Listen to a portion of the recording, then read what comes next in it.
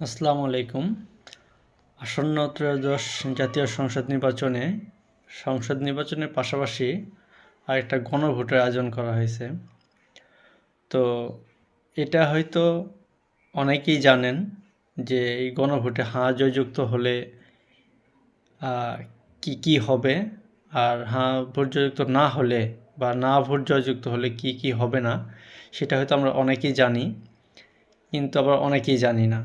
কারণ একটি ফ্যামিলিতে দেখা যায় যে যে দুজন মানুষ লেখাপড়া জানে, শিক্ষিত, তারা অনেকেই জানে যে গণভোটে হাঁ হলে কি হবে, না হলে কি হবে।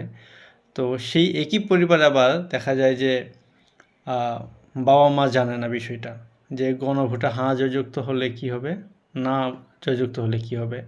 তো আমার অনুরোধ থাকবে এটা, যে একটা ফ্যামিলিতে প্রত্যেকটা লোককে, যারা ভোট দিতে যাবেন তাদেরকে তো দুইটা ভোট দিতে হবে। একটা সংসদ নির্বাচনের মার্কায় দিতে হবে প্রার্থী অনুযায়ী, আর একটা গণভোটে দিতে হবে হাঁ অথবা না। তো আমার মনে হয় প্রতিটা ফ্যামিলির প্রত্যেকটা সদস্যকে জানা উচিত যে গণভোটে হাঁ দিলে কি হবে, না দিলে কি হবে।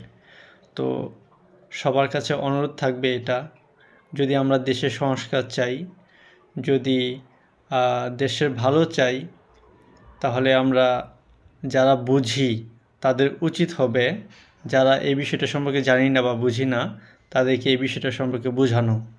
তাহলে আমার মনে হয় যে বিষয়টা অনেক ভালো হয়। সবাইকে ধন্যবাদ। আসসালামু আলাইকুম।